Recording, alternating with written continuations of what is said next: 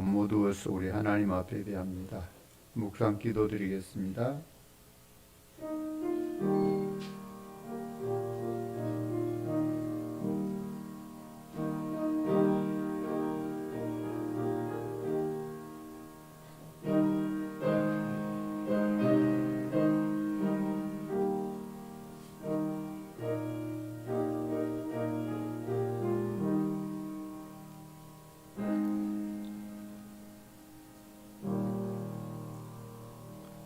오직 여호와는 그 성전에 계시니 온 땅은 그 앞에서 잠잠할지니라 하시니라. 하나님은 영이시니 예배하는 자가 영과 진리로 예배할지니라. 하나님 감사합니다. 우리를 불러 자녀 삼으시고 하나님의 영원한 생명 안에 살아가는 자 되게 하시오니 감사합니다.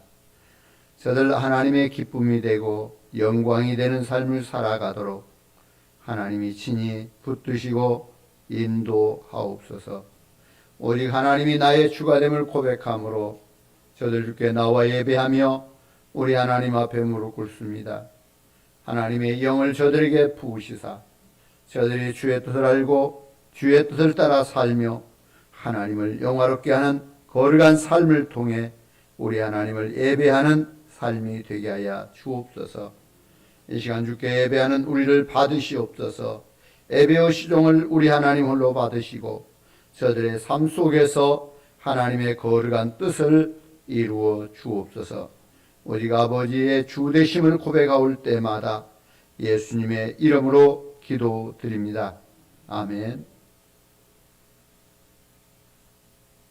찬송 330장 찬송드립니다.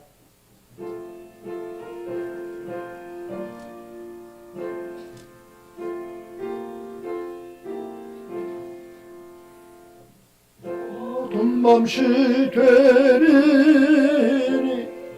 내 직분 지켜서 전일을 맺힐 때에 일찍 일어나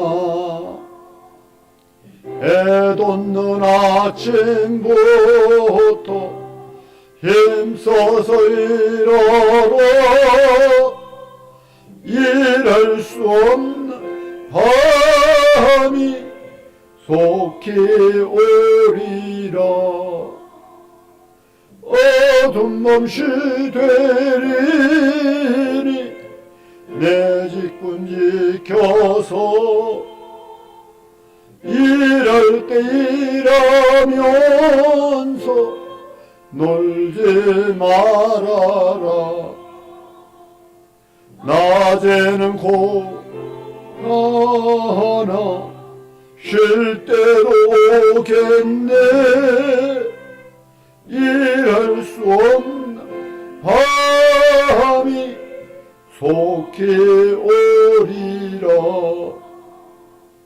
어두운 밤시 되리니 내 직분 지켜서 진은에 빗긴 곁에 힘써 일하고 그 빛이 닿아서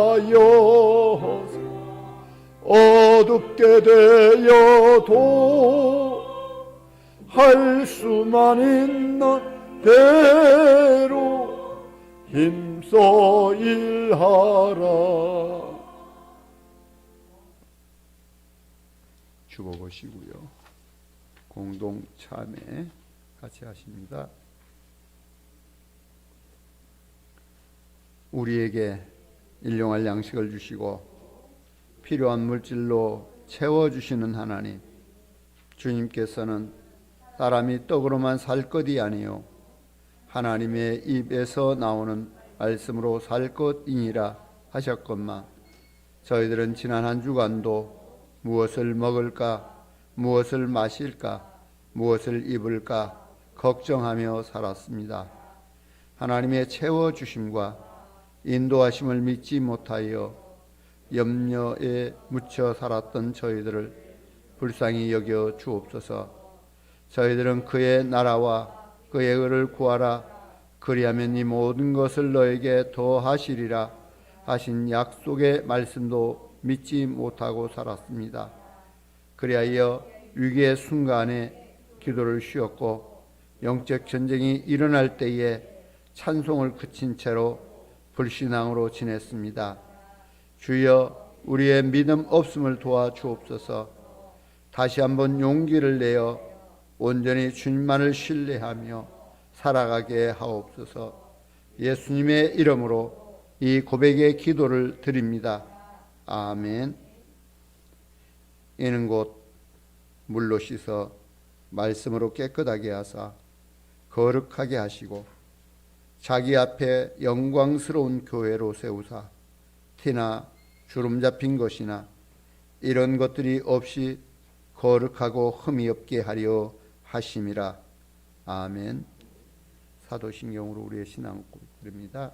나는 전능하신 아버지 하나님 천지의 창조주를 믿습니다. 나는 그의 유일하신 아들 우리 주 예수 그리스도를 믿습니다.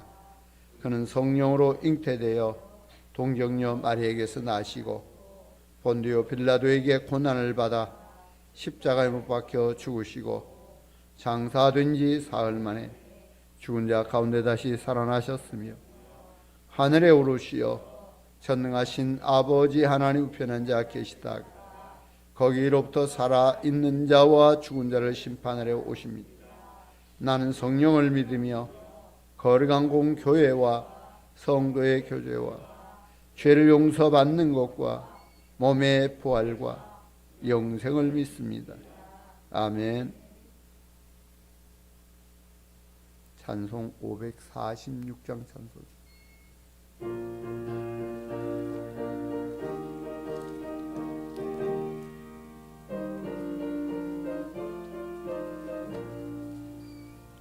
주님 약속하신 말씀 위에 영원토록 주를 찬송하리라.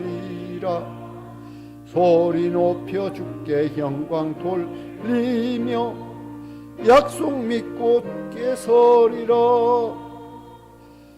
굳게 서리 영원하신 말씀 위에 굳게 서리.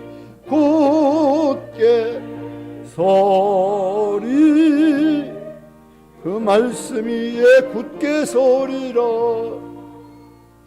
주님 약속하신 말씀 위에서 세상 염려 내게 엄습할 때에 용감하게 힘써 싸워 이기며 약속 믿고 굳게 서리라.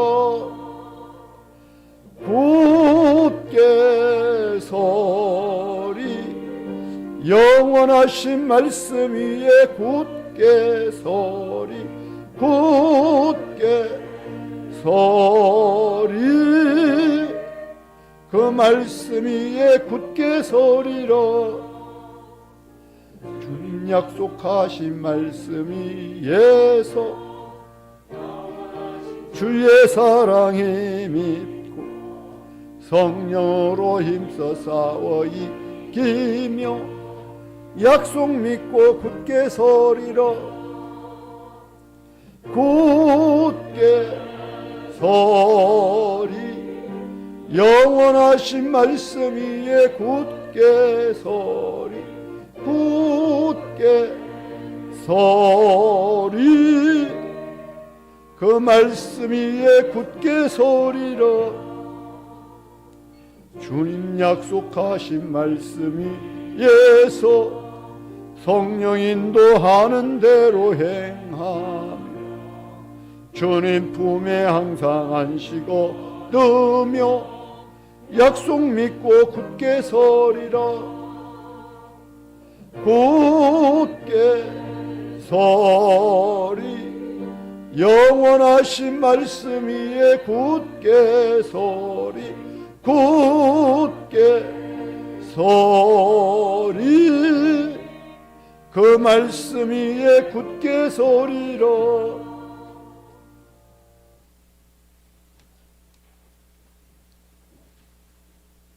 이 시간 말씀 봅니다. 에스라 3장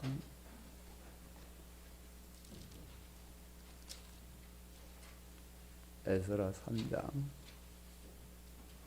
1절에서 7절 말씀까지 보겠습니다. 에스라서 3장 1절에서 7절의 말씀입니다.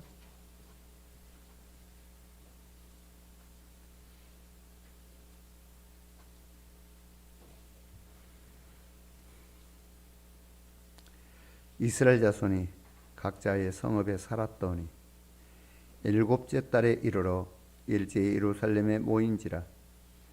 요사닥의 아들 예수아와 그의 형제 제사장들과 스알들의 아들 스룹바벨과 그의 형제들이 다 일어나 이스라엘 하나님의 제단을 만들고 하나님의 사람 모세의 율법책에 기록한 대로 번제를 그 위에서 드리려 할세. 무리가 모든 나라 백성을 두려워하여 제단을 그 터에 세우고 그 위에서 아침 저녁으로 여호와께 번제를 드리며 기록된 규례대로 초막절을 지켜 번제를 매일 정수대로 날마다 드리고 그 후에는 항상 드리는 번제와 초하루와 여호와의 모든 거룩한 절기의 번제와 사람이 여호와께 기쁘게 드리는 예물을 드리되 일곱째 달 초하루부터 비로소 여호와께 번제를 드렸으나 그때의 여호와의 성전 지대는 미쳐 놓지 못한지라. 이에 석수와 목수에게 돈을 주고 또 시돈 사람과 두로 사람에게 먹을 것과 마실 것과 기름을 주고 바사왕 고레스의 명령대로 백양목을 레바논에서 요빠 해변까지 운송하게 하였더라. 아멘. 이 시간 우리 김명기 장로님 가정 특송이 있습니다.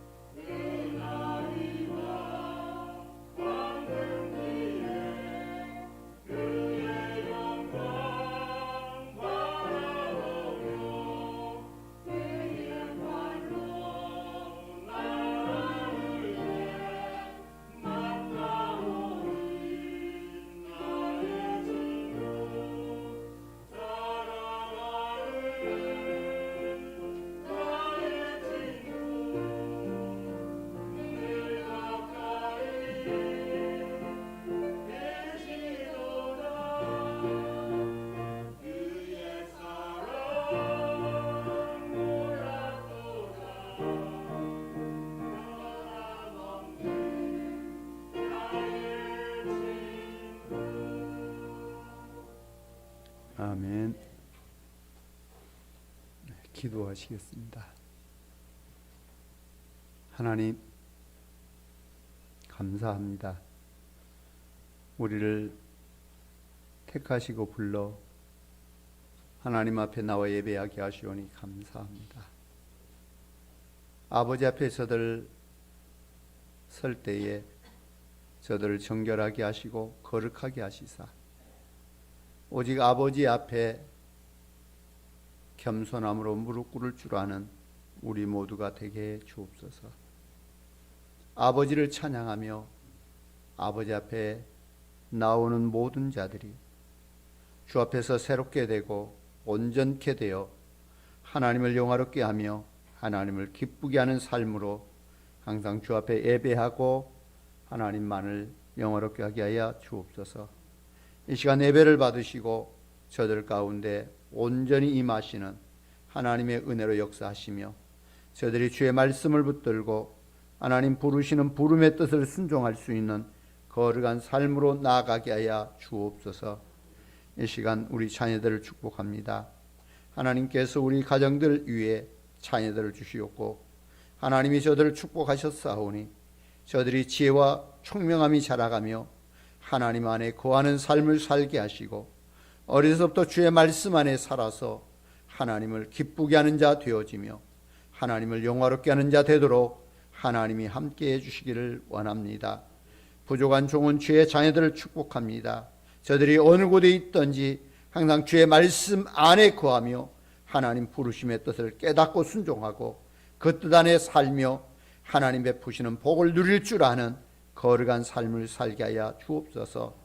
세상 헛된 것에 빠지지 않게 하시고 세상으로 저들 마음 생각이 뺏기지 않도록 하나님의 성령이 저들을 사로잡으시며 성령 안에 붙들림 받으어서 하나님의 복을 누릴 줄 알게 하여 주옵소서.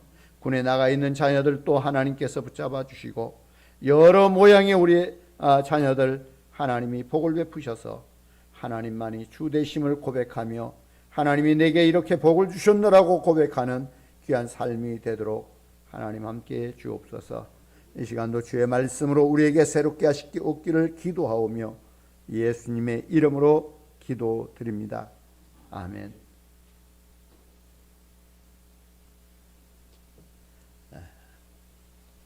387년에 고레스의 칙령을 인하여서 지금 바벨론 포로 생활에서 이스라엘로 돌아온 자들, 참 그들은 꿈에도 생각하기 어려운 일이 정말 현실로 해방으로 이렇게 저들에게 다가왔습니다.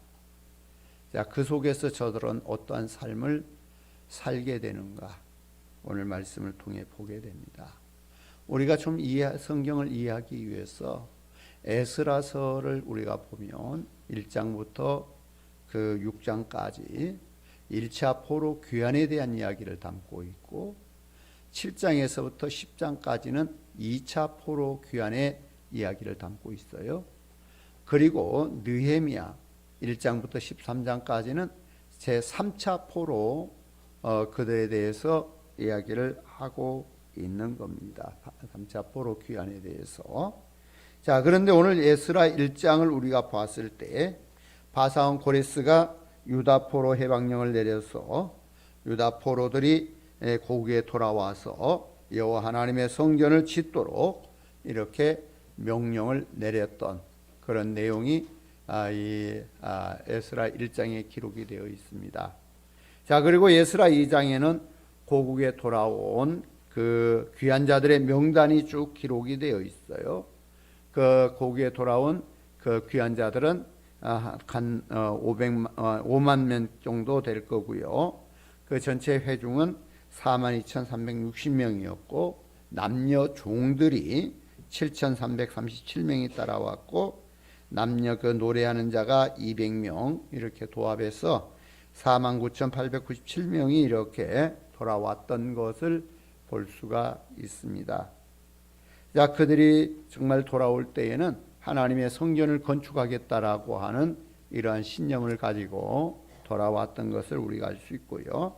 자, 오늘 3장에 보면 고국에 돌아온 귀한 자들이 그간 포로 생활에서 이제 이렇게 돌아와서 다시 한번 하나님 앞에 예배하고 또 성전을 건축하고자 기공 예배를 드리는 이러한 일들을 쭉 담고 있습니다. 자, 오늘 본문 1장 1절의 말씀을 보면 이스라엘 자손이 각자의 성읍에 살았더니 일곱째 달에 이르러 일제히 예루살렘에 모인지라. 자, 이렇게 말하고 있어요. 자, 저들이 바벨론 포로에서 돌아와서 자기의 옛날 조상들이 살던 곳 아니면 자기가 살았던 곳 그 고향으로 가서 그 고향에서 자기가 새로이 살만한 터전을 생각하고 이렇게 돌아보면서 이렇게 지냈다라고 하는 사실들을 먼저 보게 되고요. 자, 그리고 7월에 이르러는 일제히 예루살렘으로 모이게 되었다라고 말을 쓰고 있어요. 자, 7월에 모이게 된 경위가 뭐냐면 7월에는 초막절이라고 하는 유대의 명절이 있어요.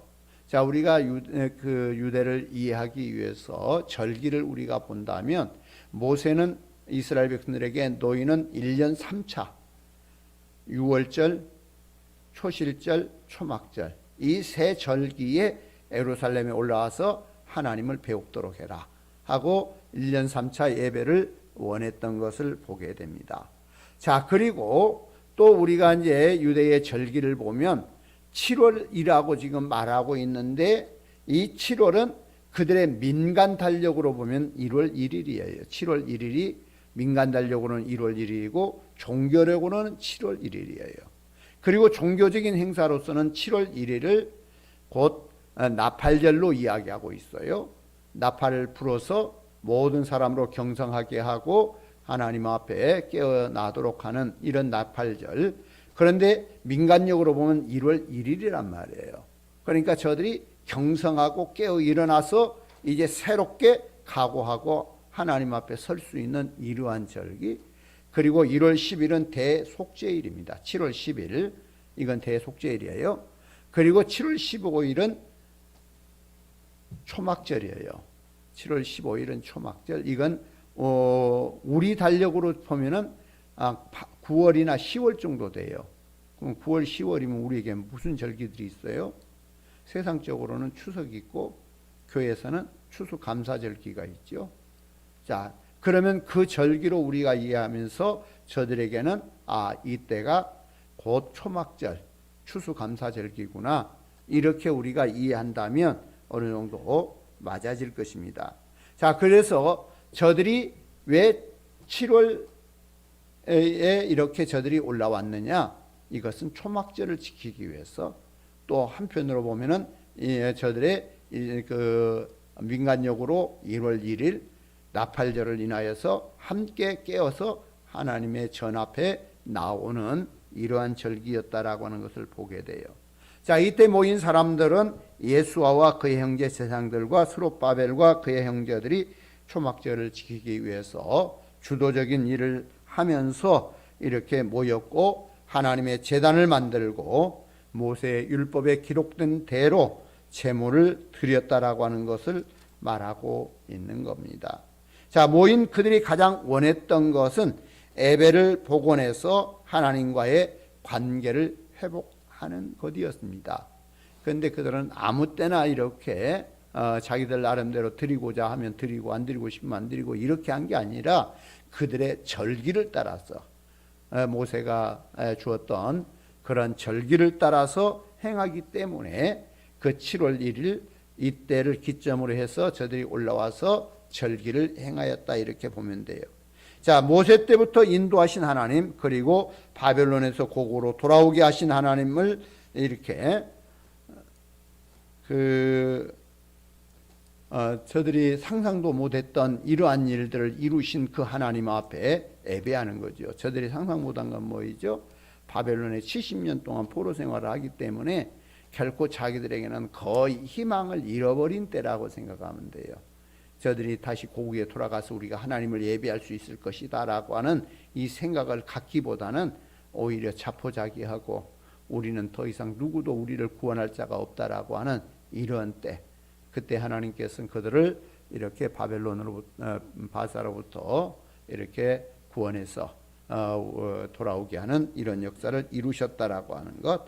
자, 우리의 신앙생활에 있어서도 종종 삶이 망가진 것 같고 모든 관계에 어그러진 것과 같은 이러한 혼란의 때가 우리에게 있을 수 있다라고 하는 거예요.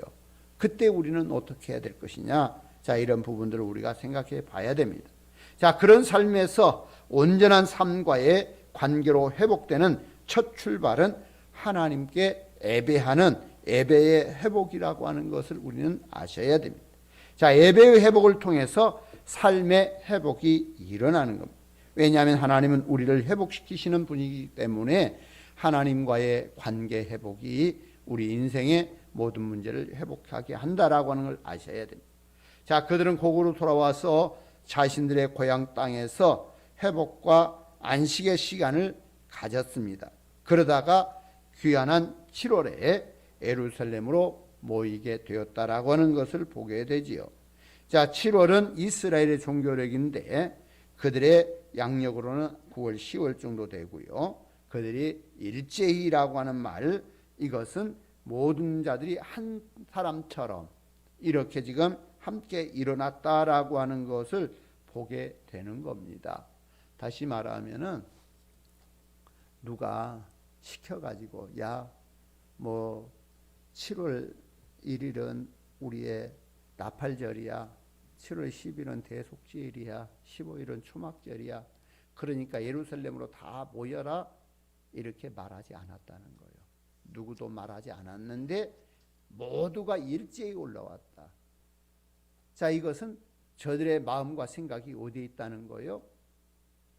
하나님 앞에 예배하고자 하는 이 생각이 있었다는 거예요. 예배하고자 하는 마음이 있었다는 거예요. 오늘 우리는 하나님을 예배하는 그 예배를 마음속에 품고 살아가야 돼요. 그래서 정말 내가 언제 하나님 앞에 나아갈 거냐, 누가 오라고 해서 오는 게 아니라 정말 내가 하나님을 예배하고자 하는 이런 마음이 있어야 돼요. 자, 저들이 바벨론에서 지금 돌아와서 저들이 하나님을 예배하는 이것은 단순하게 누구에 의하여 그런 게 아니라 바사의 고레스 왕이 명령을 내릴 때 정말 결단이라고는 힘들고 어려운 거예요. 현실 자체가 저들에게 살만해요. 현실 자체가. 그러면 앞으로 자기가 나아가서 살아야 될 그 길이 험난하다는 것을 모르진 않아요. 1400km가 넘는 거리를 걸어야 하고 또 간다고 해서 자기에게 모든 집이 있다거나 어떤 땅이 보장되거나 어떠한 것이 보장되는 것도 없어요. 가면 힘들고 어렵게 개척을 해야 된다라고 하는 이 사실을 알면서도 저들이 왔던 것은 다른 마음 하나도 없습니다. 오직 하나님의 성전을 건축하고 하나님 앞에 예배하겠다라고 하는 이 생각 하나 가지고 왔던 자들이에요. 그렇기 때문에 저들에게 예배할 수 있는 이 시간이 저들에게 주어졌을 때 저들은 모두가 한 마음으로 일어나서 함께 예루살렘으로 올라오게 되었다라고 하는 사실을 말하게 됩니다. 이렇게 예루살렘으로 모인 것이 특별한 것은 수십 년 동안 70년 동안 이렇게 포로 생활하면서 결코 하나님을 예배할 수 없었던 그들이 하나님께 예배한다라고 하는 것, 이 감격은 새로운 거예요. 자, 우리가 이것을 이렇게도 이해할 수 있어요. 뭐 우리는 그렇게 해보지 않았지만 만약에 어려서 부모를 따라서 외국으로 이민을 갔어요. 그런데 그가 그 이민 생활 속에서 이제 살만한 어떤 조건은 다 갖추고 있는데 참 고향에 한번 부모님의 고향을 또 자기의 어렸을 때 그 생각을 가지고 한 80이나 90이 된 노인이 이렇게 고향을 찾아왔다고 생각해 봐요. 그 고향에서의 그 생각들은 얼마나 꿀 같을 것인가. 정말 그 마음속에 그 옛날 고향을 그려보지 않겠는가. 자, 이런 생각들을 해볼 만합니다. 자, 그 감격 감화, 이것을 우리가 볼 수 있는 거예요. 그래서 그들이 지금 돌아와서 하나님 앞에 예배한다라고 하는 이 자체는 아주 감격이고 정말 그런 모습을 우리가 볼 수 있어요. 자, 3절에 보면은요, 무리가 모든 나라 백성을 두려워하였다라고 하는 말을 하고 있는데, 자, 이스라엘 주변에 있던 나라들이 이스라엘이 고국으로 돌아온다라고 하는 것도 못마땅히 생각했고, 또 성전을 짓고 예배를 드린다라고 하는 것 자체도 저들은 미워할 수밖에 없는 이런 상황. 그러기에 저들은 용기를 내어서 결코 하나님의 제단을 쌓고 조속으로 하나님 앞에 번제를 드리고, 이러한 행동은 오직 하나님만 의지하고 나아가겠다라고 하는 의지이면서 그들이 행할 수 있는 최선의 방법이었다라고 우리가 볼 수 있어야 됩니다. 자, 이스라엘 백성들이 출애굽을 하고 가나안 땅을 정복하여 들어갈 때에도 그들은 자기 힘으로 그 땅을 정복하고 그 대적들을 이기고 그럴 수 있는 게 아니에요. 두려울 수밖에 없는 상황입니다. 그러나 저들이 그 두렵고 어려움 속에서 하나님밖에 의지할 게 없어요. 하나님만 의지할 수밖에 없는 그런 상황 속에서 하나님을 의지하고 가나안 정복을 해 들어갔던 겁니다.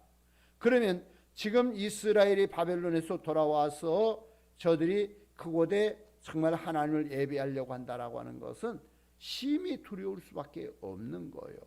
뭐 자기들이 스스로 자기를 보호하고 지킬 만한 국력도 있는 것도 아니고 어떤 전쟁 물자를 가지고 있는 것도 아니고 능력 아무것도 없습니다.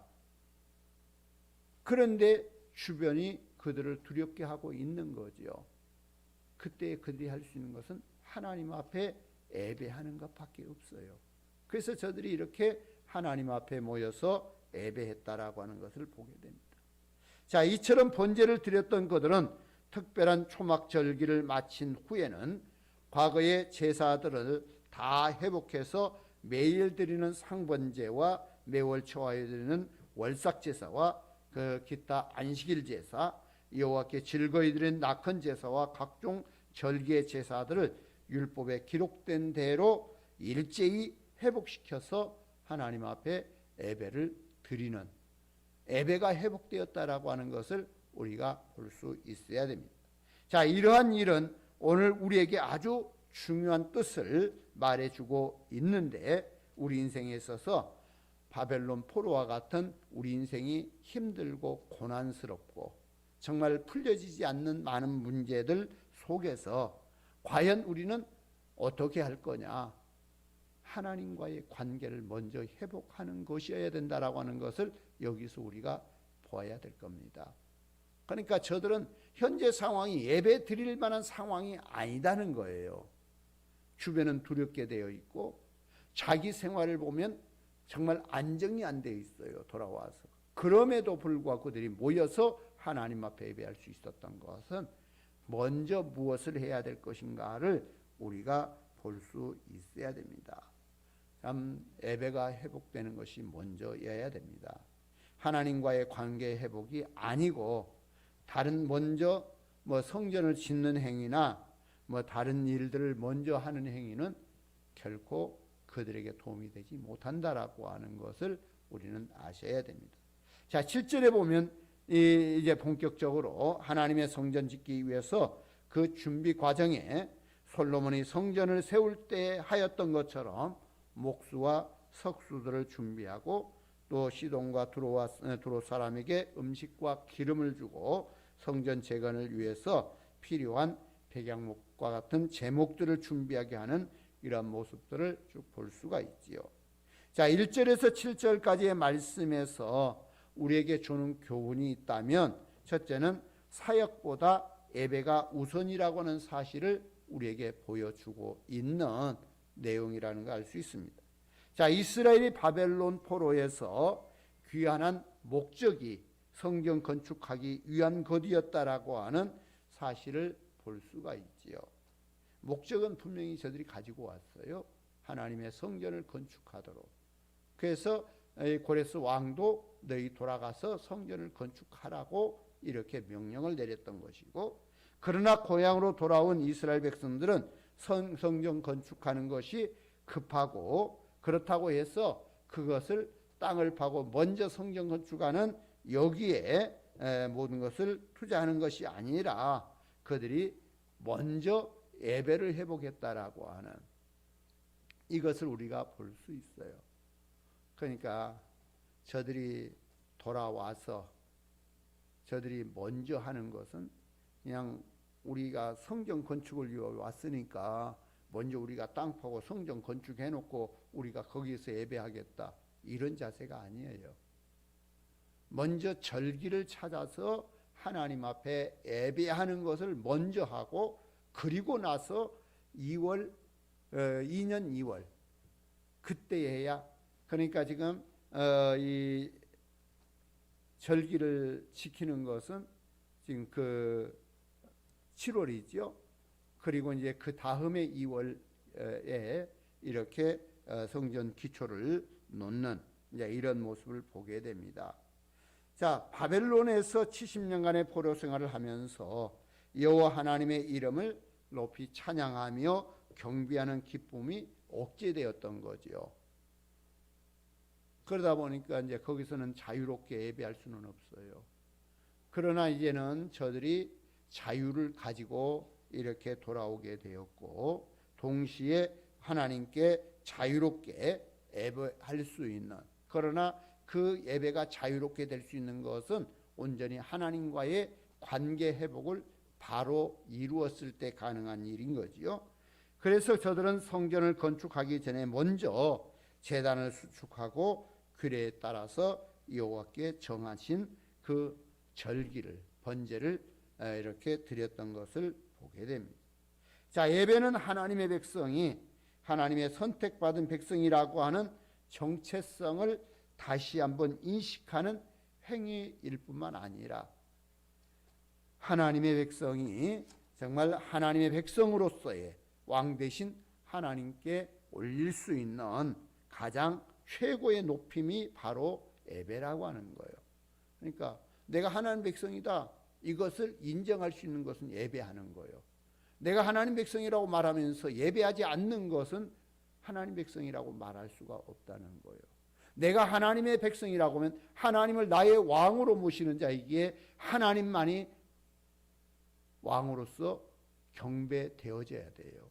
예배는 곧 하나님을 이렇게 왕으로 예배하는 겁니다. 이것이 바로 오늘 하나님의 자녀들이 가져야 될 자세인 거예요. 곧 성도의 자존감은 내가 하나님을 예배할 때 내가 하나님의 자녀로서의 자존감을 갖게 된다라고 하는 것을 아셔야 돼요. 그래서 무엇보다도 예배를 드리는 것이 우리에게 있어서 가장 급선무인 것을 아셔야 됩니다. 하나님 백성은 하나님을 예배하는 것이 가장 귀한 일이라고 하는 거예요. 근데 뭐 예배 아무 때라도 잘 드릴 수 있을 때는 그것을 우리가 잘 못 느껴요. 그런데 예배할 수 없는 상황이 딱 와졌을 때, 어느 순간 예배할 수 있는 어떤 조건이 살짝 주어진다면 그 예배는 정말 간절함이 들어가고 정말 하나님 앞에 내가 온전함으로 드려야 되겠다라고 하는 이런 생각이 들어갈 수 있어요. 자, 그러므로 우리도 어떤 사역보다도 무엇보다도 우리는 예배가 먼저 되어져야 되겠다라고 하는 것을 아시길 바랍니다. 주님이 오셨다고 해서 잘 대접하려고 하는 마음에 동분서주하면서 이렇게 행동했던 마르다.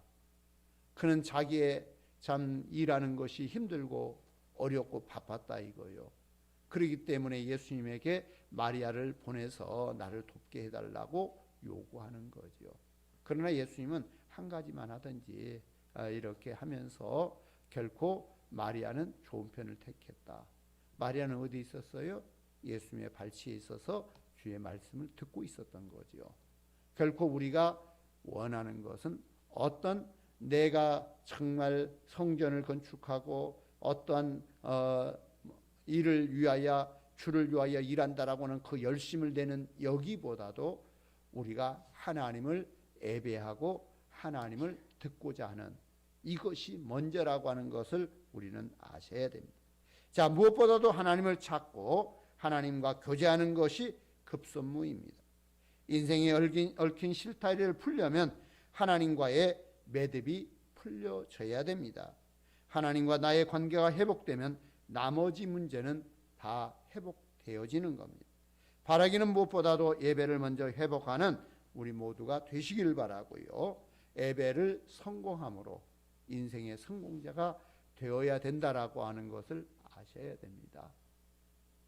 자, 또 두 번째 문제는 말씀이 주는 이 교훈은 힘들고 어려울 때일수록 하나님을 더욱 사모해야 된다라고 하는 것을 보여주고 있는 거지요. 자, 이스라엘 백성들이 제단을 쌓고 예배를 드리는 것은 고향에 돌아와서 모든 것이 안정되고 평안되었기 때문이 아니라고 하는 것을 우리는 아셔야 됩니다.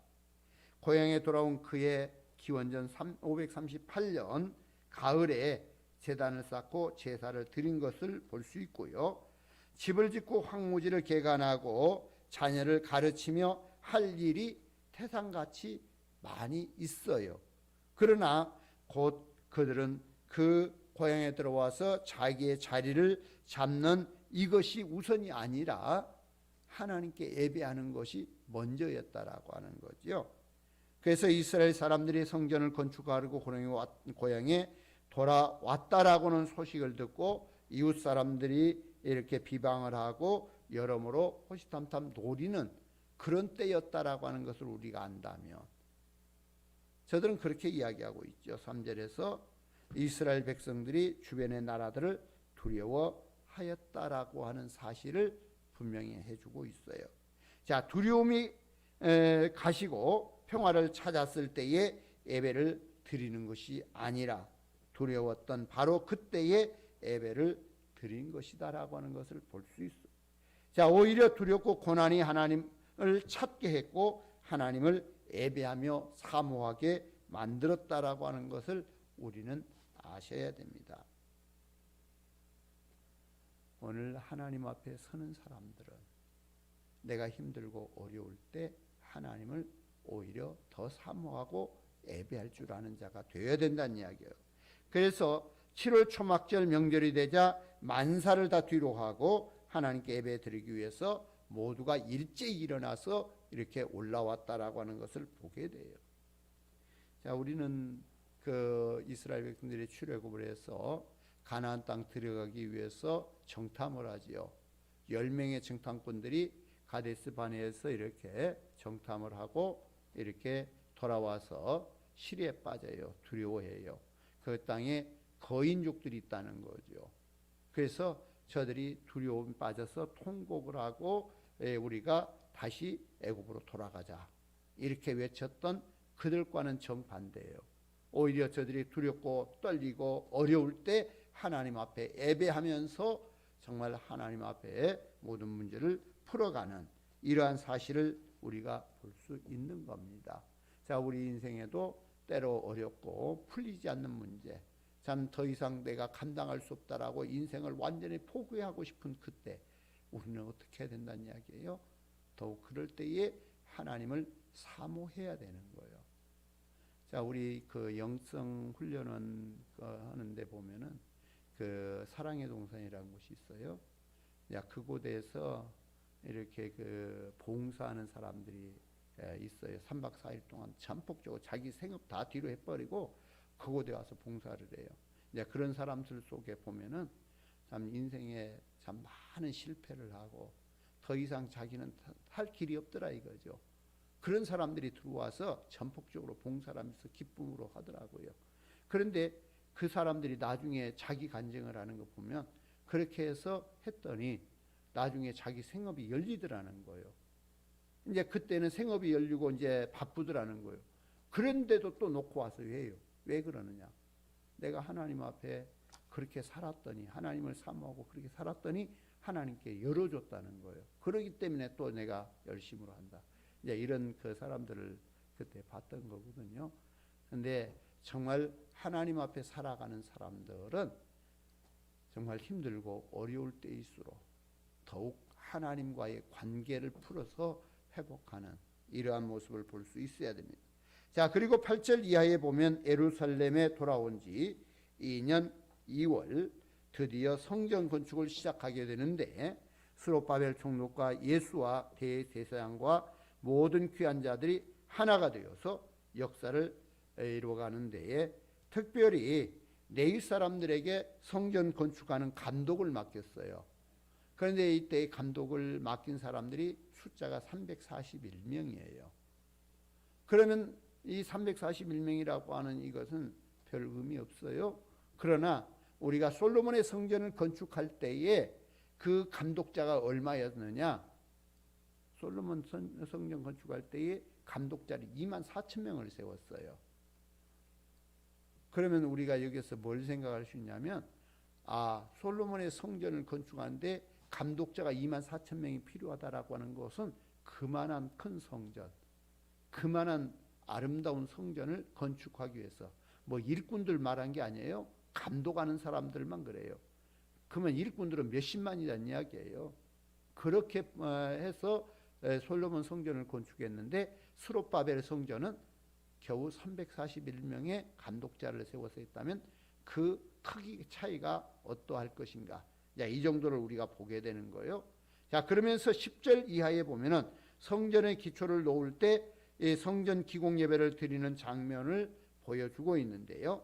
제사장들은 애복을 입고 나팔을 들고 아삽 자손과 네이 사람들은 제금을 들고 다윗의 규례로 여호와를 찬송하는 것을 보게 돼요. 11절에 보니까 찬양으로 화답하며 여호와께 감사히 이르되 주는 지극히 선하심으로 그의 인자하심이 이스라엘에게 영원하시도다 하니 모든 백성이 여호와의 성전 기초가 놓임을 보고 여호와를 찬송하며 큰 소리로 즐거이 노래 불렀더라. 이렇게 되어 있어요.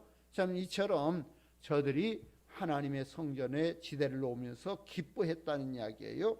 자, 그러나 12절에 보니까 제사장들과 네이 사람들과 나이 많은 족장들은 첫 성전을 보았으므로 이제 이 성전의 기초가 놓임을 보고 대성통곡하였다라고 말씀하고 있는 겁니다. 사실 솔로몬의 성전은 금으로 지어졌어요. 금으로 지어진 성전이에요. 그 아름답고 영광스러운 성전이었는데 자신들의 죄 때문에 이 성전이 파괴되고 정말 완전히 회파되어 버린 거죠. 그런데 이제 스룹바벨의 성전을 기초를 놓으면서 바라보는 그들의 생각은 정말 하나님 앞에 그지없이 우리의 죄 때문에 그 하나님의 영광스러운 성전이 이렇게까지 무너져 버리고 정말 아무것도 찾을 수 없는, 자취를 찾을 수 없는 이런 상황이 되었는데 다시 성전 기초를 놓고 보니까 너무나 초라해요. 우리의 죄의 결과라고 하는, 그러다 보니까 통회하고 자복할 수밖에 없는, 그래서 통곡하고 우는 이러한 모습들을 볼 수가 있는 겁니다. 그러니까 그들 마음속에는 정말 하나님 앞에 영광스러운 그 모습이 아니라 너무나 초라한 모습으로 드려진다라고 하는 거, 정말 이렇게 회개하는 모습으로 통회했다라고 하는 것을 볼 수 있어야 돼요. 자, 솔로몬의 황금 성전을 보지 못했던 이 2대 3대, 그러니까 저들이 바벨론에 가서 낳아가지고 자랐던 이 3대의 사람들은 이 성전 지대가 놓임을 통해서 기뻐하고 즐거워하는 찬양을 드리는 은혜의 감격의 큰 소리로 노래를 부르며 이렇게 나갔다라고 하는 것을 우리가 보게 되는 겁니다. 그러니까 노인들의 생각과 이 젊은이들의 생각이 달라요. 왜냐하면 노인들은 옛날 그 영광스러운 솔로몬의 성전을 보았기 때문에 현재적인 그 모습이 너무나 초라하고 그렇기 때문에 이것이 내 죄의 결과다, 우리의 잘못이었다.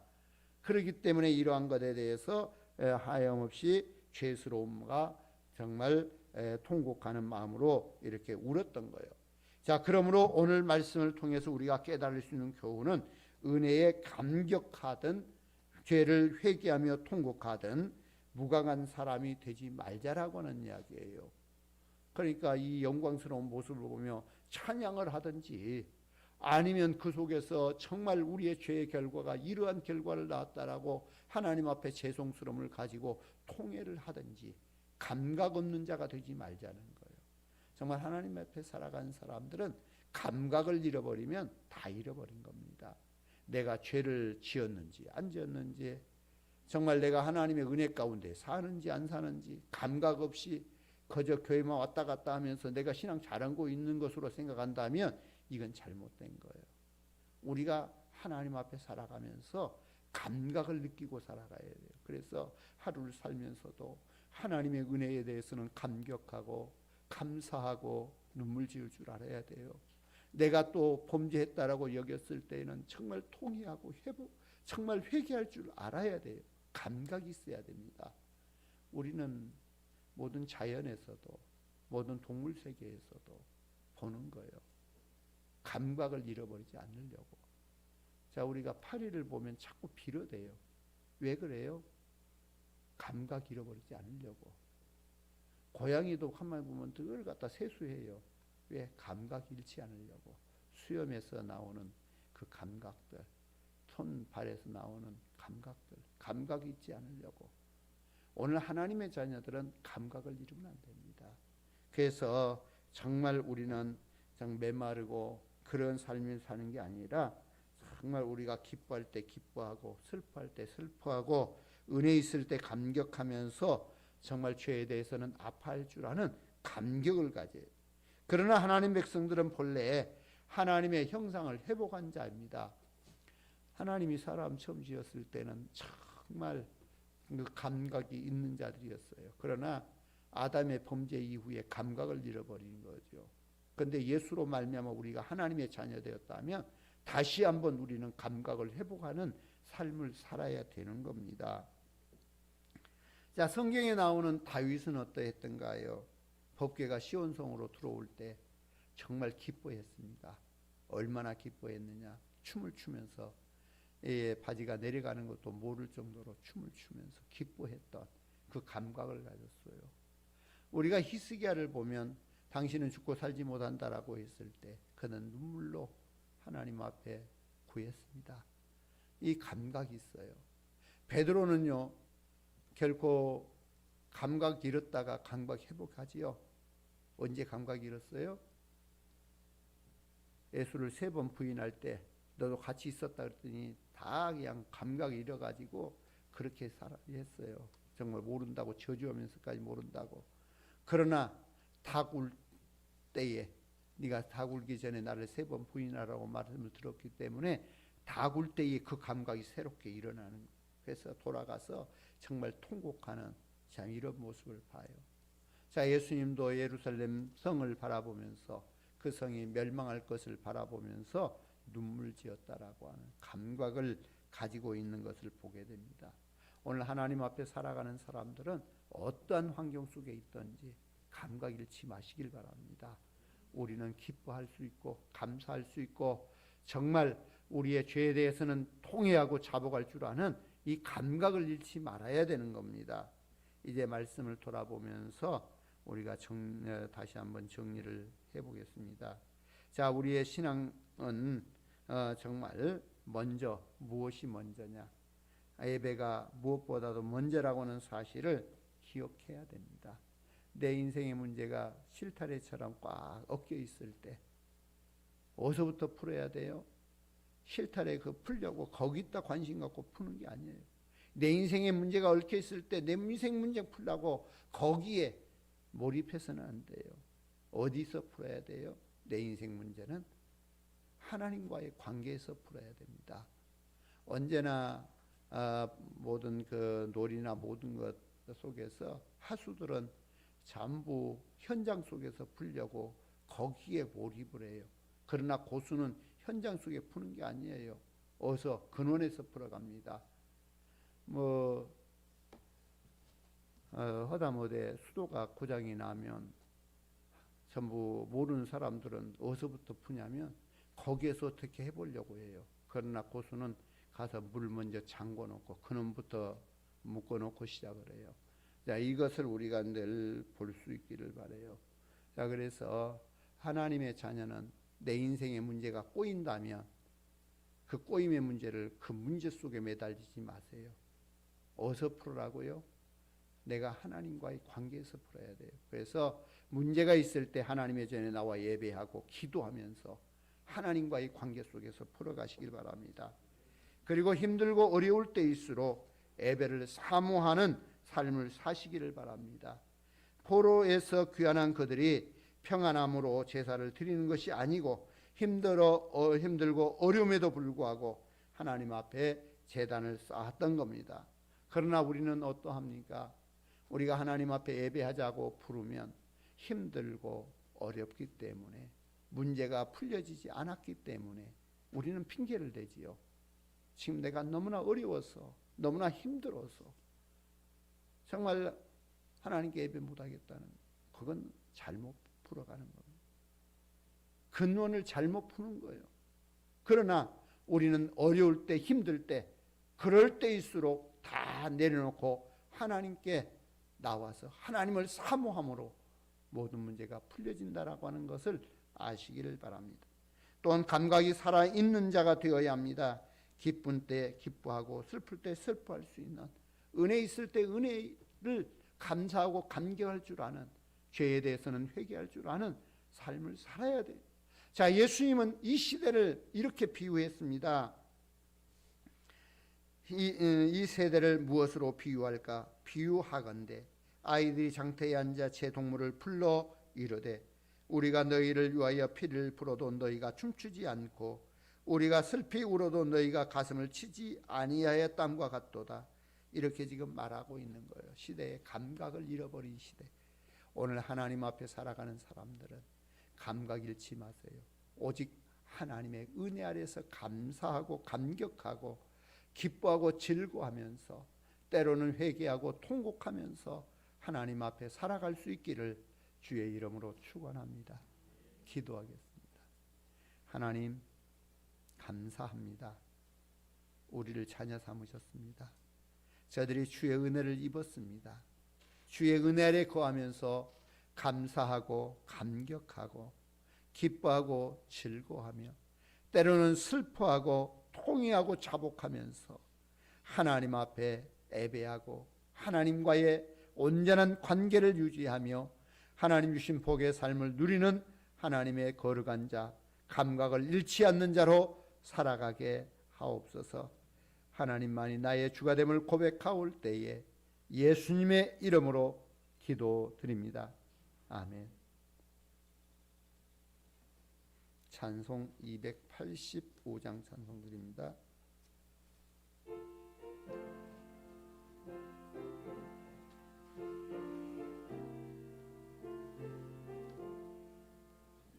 내 말씀 받은 그날 참 기쁘고 복되도다.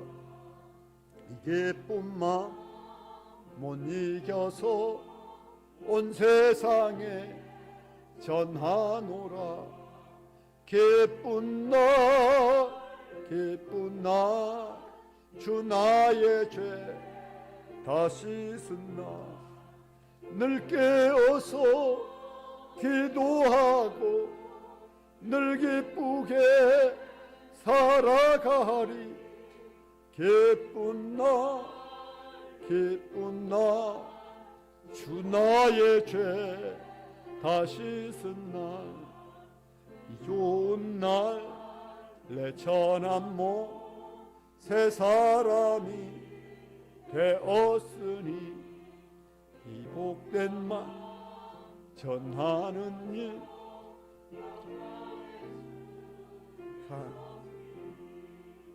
기쁜 날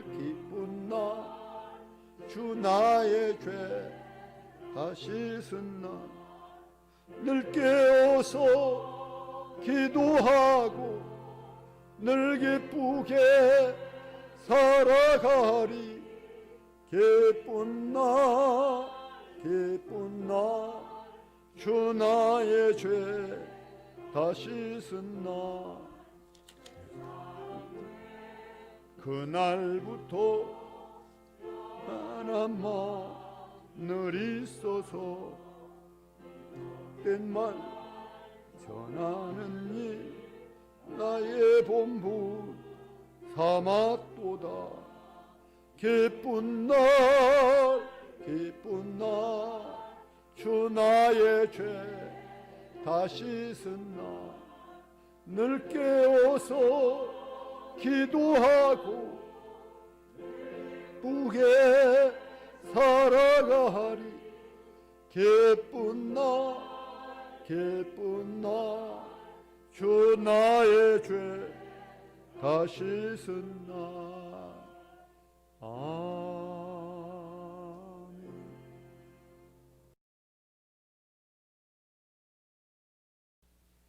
하나님 감사합니다.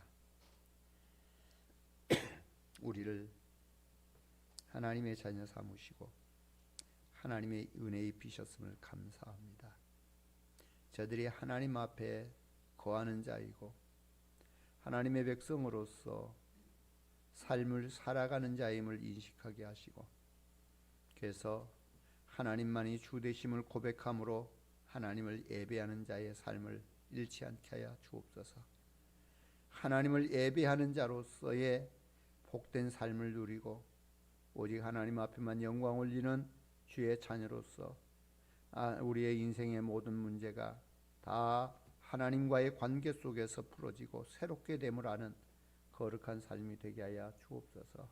아무리 힘들고 어려워도 하나님을 예배하는 일을 뒤로 하지 않고 먼저 하나님을 예배하는 일부터서 문제를 풀 수 있는 우리 모든 성도가 되게 하시고, 저들 또한 하나님의 은혜 아래 살며 감각을 잃지 않게 하여 주옵소서.